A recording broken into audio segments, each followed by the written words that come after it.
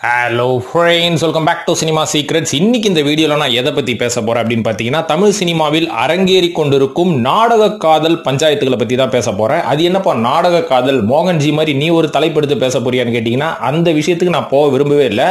நான் பேச போறது தமிழ் சினிமாவில் அரங்கேறி கொண்டிருக்கும் நாடக காதலை பத்தி. என்னது, தமிழ் சினிமால நாடக காதல் அரங்கேறுதா? அவனுங்க பண்ற எல்லாமே நாடகத்தனமான விஷயம் தானே. அது என்ன செப்பரேட்டா பிரிச்சு நீ நாடக காதல்னு ஒன்னத்தை சொல்லி ஒரு விஷயத்தை கலப்புற அப்படின்னு பாத்தீங்கன்னா, சொல்றேன். நாடக காதல் என்றால் என்ன, தமிழ் சினிமாவில் இருக்கும் நாடக காதல் என்றால் என்ன அப்படின்னு கேட்டீங்கன்னா, தமிழ் சினிமாவில் ஒரு சில நடிகர்கள் இருப்பாங்க. இவங்க பாத்தீங்கன்னு வைங்களேன், ஒரு சோசியல் மீடியா விடாம, அதாவது யூடியூப், ட்விட்டர், கிட்ரு, ஃபேஸ்புக் பேஜ் எதையுமே விடாம எங்க பார்த்தாலும் நாங்கெல்லாம் வந்து புதுமண தம்பதிகள், நாங்க ரீல்ஸ் போடுறோம் பாக்குறீங்களா, டான்ஸ் ஆடுறோம் பாக்குறீங்களா, டிக்டாக் பண்றோம் பாக்குறீங்களா அப்படின்னு சொல்லி எந்த பக்கம் திரும்பினாலும் இவங்களோட அலப்பறையா தான் இருக்கும். ஆரம்பத்துல பார்க்கும் போது நம்மளுக்கே காண்டா இருக்கும், அப்புறம் போக போக நம்மளுக்கே பழகிடும். என்னத்தையோ பண்ணி தொலைகிறானுங்க போங்க அப்படின்ற மாதிரி. இதுக்கப்புறம் இவங்க தொடர்ந்து பண்ணவங்க ஒரு காலகட்டத்துக்கு அப்புறம் நாங்க பிரிய போறோம், நாங்க மியூச்சுவலா பிரிய போறோம், வருத்தத்தோட பிரிய போறோம் அப்படின்ற மாதிரி சோசியல் மீடியால அழுது பிரிஞ்சு போயிடுவாங்க. அதுவும் குறிப்பிட்ட டியூரேஷன் எவ்வளவு தெரியுங்களா? குறைஞ்சபட்சம் ஒரு 3 மாசம், அதிகபட்சம் 1 வருஷம் 2 வருஷம் அப்படின்ற மாதிரி வச்சுக்கலாம். இதுக்கு பேர் தான் நாடக காதலா? இதனால இவங்களுக்கு என்ன பெனிஃபிட் கிடைக்க போகுது அப்படின்னு கேட்டீங்கன்னா, அந்த பெனிஃபிட் எல்லாத்தையும் நான் வீடியோட முடிவுல சொல்றேன். அதுக்கு முன்னாடி தமிழ் சினிமால இந்த நாடக காதலை பயன்படுத்தி நல்ல துட்டு பார்த்த நடிகர்களை பத்தி பேசுவோமா? இப்ப இந்த லிஸ்ட்ல முதலாவதா சொல்ல போறது நம்ம நடிகர் பப்ளு மற்றும் அவரின் தற்காலிக மனைவியோட இல்ல, தற்காலிக பார்ட்னரான ஷீதல். இவங்களை பத்தி பேசுவோம். இப்போ டாக் ஆஃப் த டவுன் என்னன்னு பாத்தீங்கன்னா, இவங்க 2 பேரும் பிரிஞ்சு போட்டாங்கப்பா. ஷீதல் வந்து நம்ம பப்ளு அவர்களை காரி துப்பிட்டு போயிட்டாங்க. எதனாலன்னு பப்ளு கிட்ட கேட்டாலே, இனிமேல் என் ஜட்டியை நான் அவுக்க மாட்டேன் அப்படின்ற மாதிரி வெளிப்படையாக ரொம்ப வெளிப்படையா சோசியல் மீடியால பேசிட்டு இருக்கிறாரு. ஓகே, பப்ளு அவர்களோட வரலாறு பார்ப்போம். அவர் எப்படி இந்த நாடக காதல் உள்ள மாட்டினாரு அப்படின்ற விஷயத்தையும் பேசுவோம். கிட்டத்தட்ட ஒரு 30 வருஷங்க, இந்த வருஷம் 30 வருஷமா ரொம்ப கஷ்டப்பட்டு தமிழ் சினிமாவில் நம்மளுக்கும் ஒரு இடத்த முடியணும்னு ரொம்ப போராடி பிடிக்காமே எத்தனை நாள் சுத்தின்னு இருந்தாரு. நல்ல பாடி இருந்து, நல்ல டேலண்ட் இருந்து, நல்ல கலர் இருந்து, நல்ல வாய் இருந்து என்ன பிரயோஜனம்? நம்மளுக்கு பின்னாடி வந்தவங்கலாம் முன்னேறி போயிட்டே இருக்கிறானுங்க, நம்மளால முடியலையே அப்படின்ற மாதிரி முடிவு பண்ணவர். இன்னைக்கு இருக்கிற காலகட்டத்துக்கு ஏற்ற மாதிரி நம்ம மாறினோம், நம்ம அப்டேட் பண்ணிக்கணும் அப்படின்னு முடிவு பண்ணவர் தான் 2021 வருஷம் அவரோட பேர்ல ஒரு யூடியூப் சேனல் ஆரம்பிச்சாரு, பார்ட்னர்ஷிப் ப்ரோக்ராம்ல. அது என்னப்பா பார்ட்னர்ஷிப்னா, அதாவது இவர் வெறும் ஆக்டிங் மட்டும்தான், இவர் வந்து வீடியோ எடுத்து ப்ரொமோஷன் பண்றதெல்லாம் வேற ஒரு நிறுவனம் பண்ணிட்டு இருப்பாங்க. நல்ல விஷயம் இல்ல, நம்மளுக்கு கூட அப்படி யாராவது ஒருத்தர் கிடைச்சா நம்ம சேனல கூட முன்னேற்றலாம். எவனும் சிக்க மாட்டானே. சோ இந்த மாதிரி பண்ண ஆரம்பிச்சவரு, நான் பத்தியா இந்த வயசுல எப்படி பாடி ஆகுறேன் அப்படின்னு ஜிம்ல போய் எக்ஸசைஸ் பண்றது, ரியாஸ் கான் கூட சேர்ந்து உடற்பயிற்சிகளை வெறும் உடம்போட பண்றது, இந்த மாதிரிலாம் நிறைய வீடியோ போட்டு இருந்தாரு. ஆரம்பத்துல என்னமோ இவரோட சேனலுக்கு சப்போர்ட் பண்ணணுங்க. அட போப்பா, நீ எல்லா வீடியோலும் உன் பாடி தான் காமிச்சுனுக்கிற, இதை பாக்குறதுக்காக நாங்க வந்து மாசம் ரீசார்ஜ் பண்ணி யூடியூபை பார்த்துனுங்கிறோம் போயா அப்படின்ற மாதிரி விட்டு பைல்வான் ரங்கநாதன் சேனல்ல பார்க்க ஆரம்பிச்சிட்டாங்க. அதுக்கப்புறம் தான் நம்ம பபுல் பைல்வானுக்கு ஒரு ஐடியா வந்தது. பைல்வான் ரங்கநாதன் இருக்கிறாரு, அவரு நான் பாடி காமிச்சு நான் வந்து வியூஸ் வாங்குறாரு, அவரு பலான விஷயம் பண்ணி பண்றாரு, நம்மளும் பலான விஷயம் பண்ணுவோம்னு சொல்லி 23 வயசுல ஒரு அம்மாவை புடிச்சிட்டாரு பபுலு அவர்கள். அந்த அம்மனியின் பேர் தான் ஷீதல். அதுக்கப்புறம் இவங்க 2 பேரும் சேர்ந்து ஆடுறது என்ன பாடுறது என்ன ஒரே கிளுகிழுப்பு தான். யூடியூப் சேனல்ல திறந்தாலே இவங்களோட அலப்பறை தாங்க முடியாது. ஆரம்பத்துல கொஞ்சம் ரசிக்கும்படியா இருந்தது. அதுக்கப்புறம் பாத்தீங்கன்னா எல்லா இன்டர்வியூலையும் அவங்க பேசுறது, மொத்த ஜோலியையும் யூடியூப் வாயிலாக முடிச்சிட்டாங்க 2 பேரும். அதுக்கப்புறம் எப்போ கல்யாணம்னு கேட்டா, போன வருஷம் நவம்பர் சொன்னாங்க.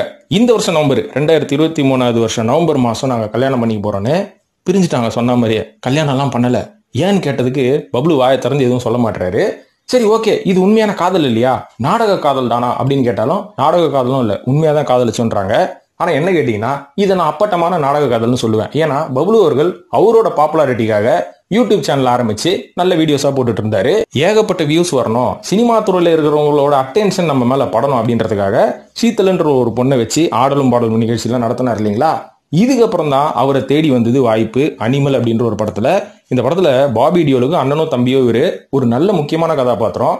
இப்போ அவரோட மார்க்கெட் எங்கேயோ போயிடுச்சு, செகண்ட் இன்னிங் ஸ்டார்ட் பண்ணிட்டேன் அப்படின்னு சந்தோஷத்துல பபுலு அவர்கள் இப்போ சிங்கிளா வந்து இன்டர்வியூ கொடுத்துனுக்கிறாரு. இது மட்டும் இல்லாம தெலுங்குலயே ஒரு 6 படம் கமிட் ஆயிருக்கிறாரு. 3 படத்துல அவர் தான் வில்லன். விஜய் சேதுபதி கூட தமிழ்ல ஒரு படம் வந்து முக்கியமான கதாபாத்திரம் நடிச்சிட்டு இருக்காரு. மிஷ்கின் அவர்களோட டைரக்ஷன்ல ஒரு முக்கியமான வில்லனாவும் பண்றாராம். இத்தனை வாய்ப்பும் இவ்வளவு நாள் இவரை பார்த்து யாரும் கண்டுக்கவே இல்லை. ஆனா ஒரு சின்ன நாடக காதல் ஆன் ஸ்கிரீன்ல சோசியல் மீடியால பண்ண உடனே எந்த அளவுக்கு பாப்புலாரிட்டி பப்ளிசிட்டி கிடைச்சது பாத்தீங்களா. இதுதான் பவர் ஆஃப் நாடக காதல் நண்பர்களே. நீங்க எல்லாம் இதை பார்த்து ஃபாலோ பண்ணாதீங்க. இவருக்கு தேவை இவர் பண்ணிக்கிட்டாரு. சரி அதெல்லாம் ஓகே, நீ நாடக காதல்னு சொல்லிட்ட, அப்போ இவங்க பிரிஞ்சுட்டாங்களா இல்ல சேருவாங்களான்னு கேட்டீங்கன்னா, ஒரு 6 மாசம் வெயிட் பண்ணுங்களேன். ஏதாவது ஒரு சாக்கு போக்கு சொல்லி பபுலு அவர்களோட அடுத்த பிறந்த நாள்ல நாங்க 2 பேரும் சேர போறேன்னு அன்னைக்கு ஏதாவது ஒரு நாடகத்தை பண்ணி வந்து சேர்ந்துருவாங்க. இருந்தாலும் இவருக்கு தேவையான பப்ளிசிட்டி கிடைச்சு போச்சு, இவருக்கு தேவையான பட வாய்ப்புகளும் கிடைச்சு போச்சு, மனுஷன் செட்டில் ஆயிட்டாரு. நாடக காதலுக்கு ஒத்துழைப்பு கொடுத்த உங்க எல்லாருக்கும் நன்றி அப்படின்னு சொல்லிக்கிறாரு, சொல்லாம சொல்லிக்கிறாரு. இப்ப இந்த லிஸ்ட்ல இரண்டாவதா சொல்ல போறது இந்த நாடக காதலுக்கு முதல்ல அடித்தளம் போட்ட கவின் மற்றும் லாஸ்லியா. என்ன உருட்டுங்க, உருட்டுலயும் உருட்டு, உலகமாக உருட்டு. இந்த உருட்டெல்லாம் நம்மளும் பார்த்து இவங்களுக்கு ஓட்டு போட்டு கவின் அவர்கள் இன்னைக்கு கோடிக்கணக்கில் சம்பளம் வாங்குற அளவுக்கு இவர் தூக்கி செங்குத்தா நம்ம நிறுத்தி வச்சிருக்கிறோம். இதுக்கு முக்கியமான காரணமே இவர் செய்த நாடக காதல், அதுவும் பிக் பாஸ் வீட்டுக்குள்ள. இப்ப பிக் பாஸ் வீட்டுக்குள்ள ஒரு கண்டென்ட்டா ஒரு லவ் ஸ்டோரியும் போயிட்டு இருக்குன்றத நம்ம புரிஞ்சுக்கிட்டோம். ஆனா அன்னைக்கு காலகட்டத்துல உண்மையாதான் இவங்க லவ் பண்றாங்களா அப்படின்ற மாதிரி நம்மளும் கண்ணு மொழியை பிதுக்கி விரிக்க பார்த்துட்டு இருந்தோம். அதாவது என்ன நடந்ததுங்க பிக் பாஸ் ஹவுஸ்ல அப்படின்னு பாத்தீங்கன்னா, அது சீசன் 2 சீசன் 3 என்ன கன்றாவியோங்க. கவின் அப்படின்றவர் உள்ள வந்தாரு. இவர் ஆரம்பத்துல பாத்தீங்கன்னா விஜய்க்கு அடுத்தபடியாக ஒரு பெரிய ஹீரோவா தமிழ் சினிமால வரணும் அப்படின்றது இவரோட ஆசை இருக்கட்டும். ஆசை யாருக்கு தான் இல்ல, ஆனா அது உழைக்கணும்ல. அது ஏத்த மாதிரி கவின் அவர்கள் பிக் பாஸ் வீட்டுல நல்லா உழைச்சாரு. லாஸ்லியா அப்படின்ற ஒரு பொண்ணு கூட காதல் வயப்பட்டு விட்டேன் அப்படின்ற மாதிரி நம்மளே நம்ப வச்சுட்டான் இவனுங்க. ஆரம்பத்துல இவனுங்க என்ன பண்ணானுங்கன்னா, கவின் அவர்களுக்கு இந்த பிக் பாஸ் வீட்டை பயங்கர கெட்ட பேரு. அதாவது இவன் எதுக்கு எடுத்தாலும் இடமுடக்காவே பேசுனுங்கிறான்ப்பா, இவனெல்லாம் பிக் பாஸ் வீட்டை விட்டு துரத்துங்க, இருக்கிற மொத்த கண்டஸ்டன்ட்டும் வரிஞ்சுக்கிட்டுன்னு கவின் அவர்களை வெளில துரத்துக்கு முயற்சி பண்ணாங்க. இவர் என்ன பண்ணாரு, நான் பேர் ஸ்மார்ட்டா ஒரு வேலை பண்றேன்னு அங்க இருக்கிற இலங்கை பெண்ணான லாஸ்லி அவர்களை வளைச்சு போட்டு என்னென்னமோ பண்ணி ஒரு லவ் அப்படின்ற மாதிரி இவங்களே ஒன்றத்தை கிரியேட் பண்ணாங்க. அந்த பொண்ணு நான் லவ்லாம் பண்ண மாட்டேன், எங்க அப்பா என்ன செருப்பாலே அடிப்பாரு, எங்க அம்மா என்ன தொடப்ப கடையில் அடிப்பாங்க, நீ என்ன பண்றதா இருந்தாலும் இந்த பிக் பாஸ் வீட்டுக்குள்ளேயே பண்ணிக்கோ அப்படின்ற மாதிரி சொல்லிடுச்சு. இவரு என்னென்னமோ முயற்சி பண்ணாரு, என்னென்னமோ சோகமா இருப்பாரு, கவலையா கவிதைகள்லாம் சொல்லுவாரு. இதை பார்த்தோன்னா நம்ம பயப்படலைங்க, பா கவினுக்கு லாஸ்லியா தான்ப்பா மேட் ஃபார் ஈச் அதர் அப்படின்ற மாதிரி ஒரு விஷயத்தை கட்டி விட்டு சோசியல் மீடியா ஃபுல்லா வைரல் ஆக்கி விட்டானுங்க. ஸோ இந்த இமேஜ் கவின் அவர்களுக்கு ஒரு பெரிய இமேஜா போச்சு. இது மட்டும் இல்லாம நடுவில் பிரேக்கப் நடக்கிற மாதிரி ஒரு விஷயம் நடந்தது. கவின் அவர்களை நானே வெளியேற பாரு இந்த 5 லட்ச ரூபா கொடுக்கறதுக்காக, 5 லட்ச ரூபா வாங்குறதுக்காகன்னு சொல்லி பட்டக்குன்னு பிக் பாஸ் வீட்டை விட்டு வெளில போயிட்டாரு. வெளில வந்தோன்னா உடல உண்மையாவே அவங்க லவ் பண்றாங்க போல இருக்குதுப்பா, இலங்கைக்கு மாப்பிள்ளை ஆயிடுவார் போல இருக்குது நம்ம கவின் அப்படின்ற மாதிரி எதிர்பார்த்துட்டு இருந்தாதான் தெரியுது. இவர் ஒரு பிட்டை ஒன்று விட்டாரு சமீபத்தில். என்னன்னா, 30 வருஷமா நான் ஒரு பொண்ணோட ஃப்ரெண்ட்ஷிப்ல இருக்கேன், அதுக்கப்புறம் சமீபத்தில் அந்த பொண்ணோட காதல் வயப்பட்டு விட்டு இவ்வளவுதான் நான் கல்யாணம் பண்ண போறேன்னாரு. அப்ப ஏன்டா இவ்வளவு நாள் பிக் பாஸ் வீட்டுல நீயும் லாஸ்லியாவும் காதலிச்சது, கல்யாணம் பண்ணிக்க போறீங்கன்னு சொன்னதெல்லாம் நம்பி நாங்களும் உட்காந்துட்டு இருந்தா எங்ககிட்ட நீ புர்ரா வேலை காமிச்சிட்டியா? அப்ப இது பேர் நாடக காதல் தானே. உன்னோட முன்னேற்றத்துக்கு நீ நாடக காதல் பண்ண. இந்த விஷயம் லாஸ்லியாவுக்கும் தெரியும், பிக் பாஸ் வீட்டுல இருக்கிற கமலஹாசனுக்கும் தெரியும்.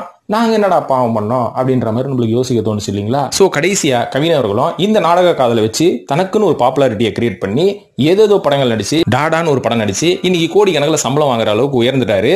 இவரோட முன்னேற்றத்துக்கு முக்கியமான ஒரு அடித்தளமா விளங்கினது இந்த நாடக காதல். மூணாவதா சொல்ல போறது நடிகர் ஆர்யா மற்றும் அப்பர்நதி. இவங்களுக்குள்ள நடந்த காதல்.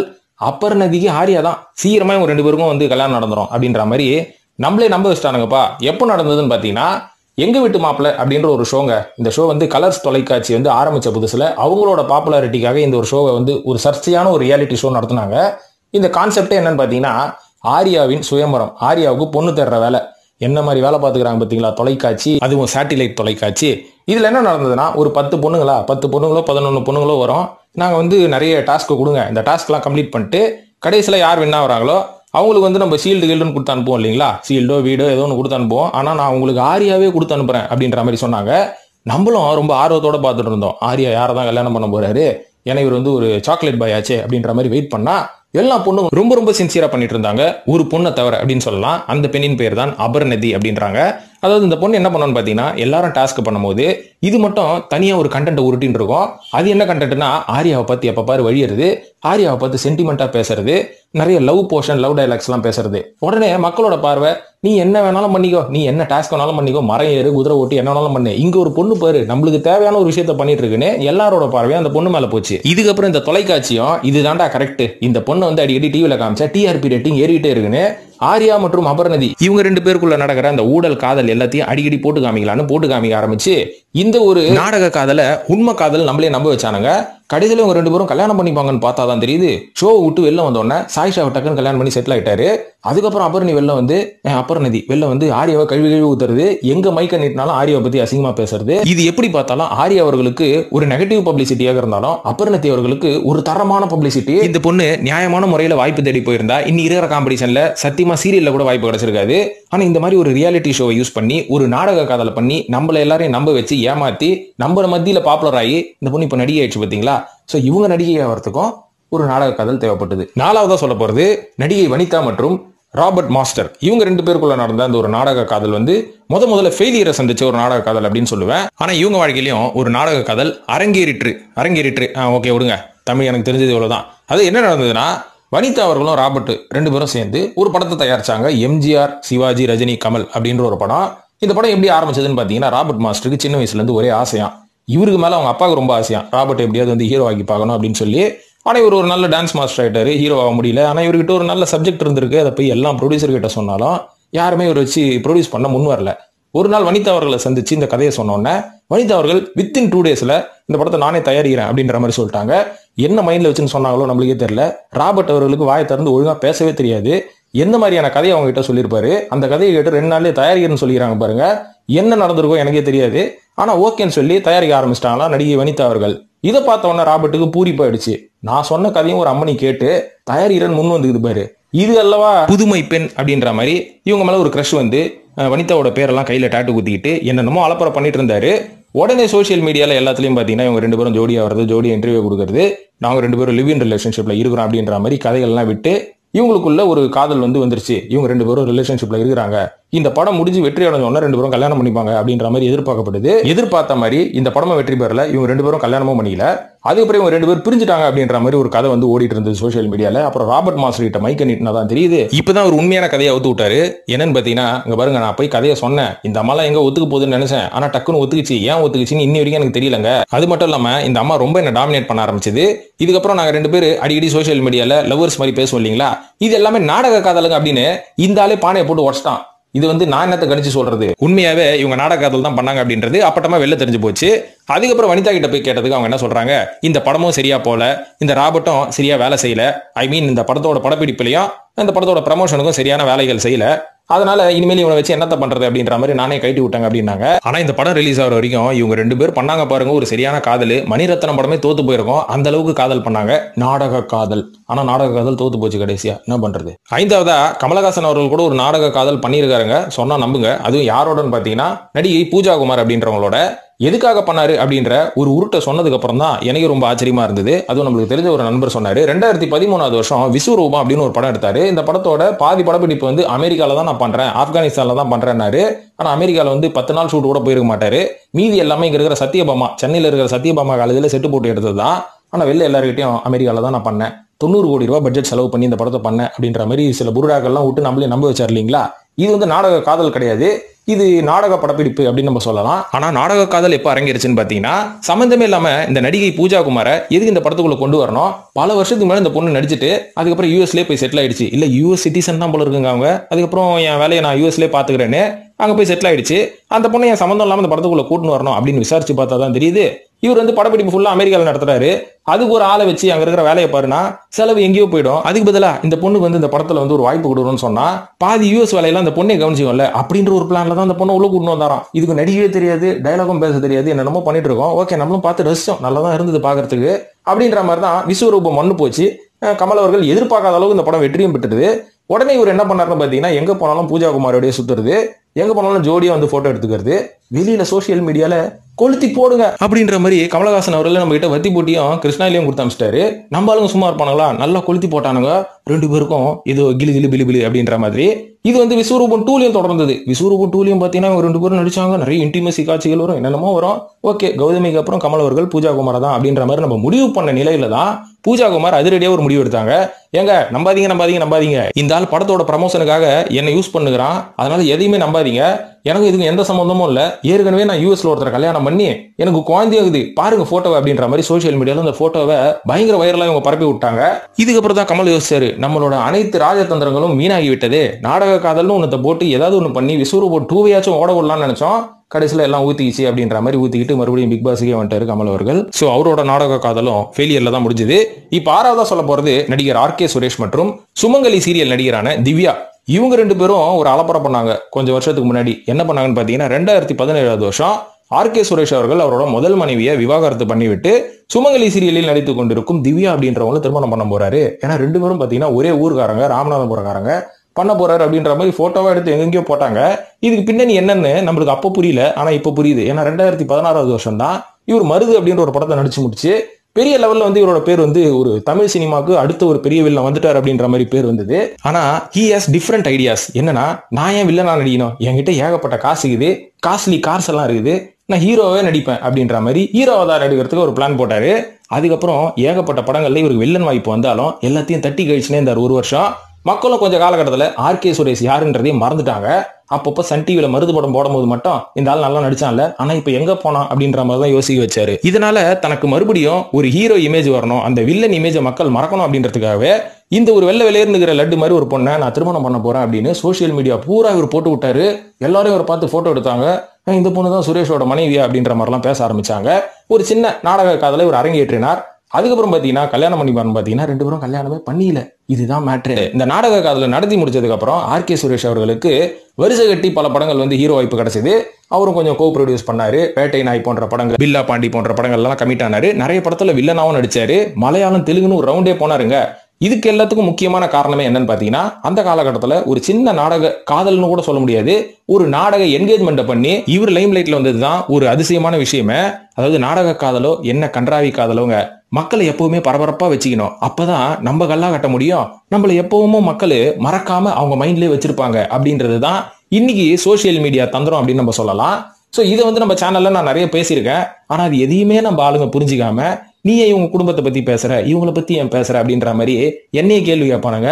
இவங்களுக்கு எல்லாம் நான் என்னத்த பதில் சொல்றது? சரி, ஓகே, விஷயத்துக்குள்ள வரேன். இந்த நாடக காதல் ஏன் பண்றாங்க அப்படின்ற மாதிரி நீ ஆரம்பத்துல சொன்னியப்பா, அந்த வீடியோட இறுதியில சொல்றேன் அப்படின்னு. இந்த வீடியோ ஃபுல்லா கேட்டிருப்பீங்க. எதனால இதை பண்றாங்கன்னு உங்களுக்கே புரியலையா? புரியாதவங்களுக்கு சொல்றேன். அதாவதுங்க, ஒரு காலத்துல தமிழ் சினிமால ஒரு வாய்ப்பு கிடைக்கணும் அப்படின்னா ஆபீஸா ஏறி இறங்கணும், ஸ்டுடியோவா போட்டோ எடுத்துட்டு போனோம்.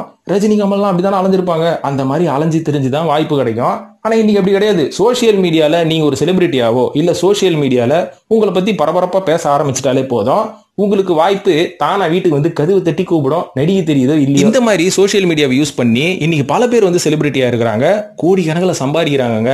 சோ இன்னைக்கு சோசியல் மீடியாவை பயன்படுத்த தெரிஞ்சவன் தான் கிங்கு அப்படின்றது தான் நிதர்சனமான உண்மை. அதுக்கு நீங்க என்னென்ன கண்டென்ட் பண்ணி கஷ்டப்படுறீங்களோ நம்மளுக்கு தெரியாது.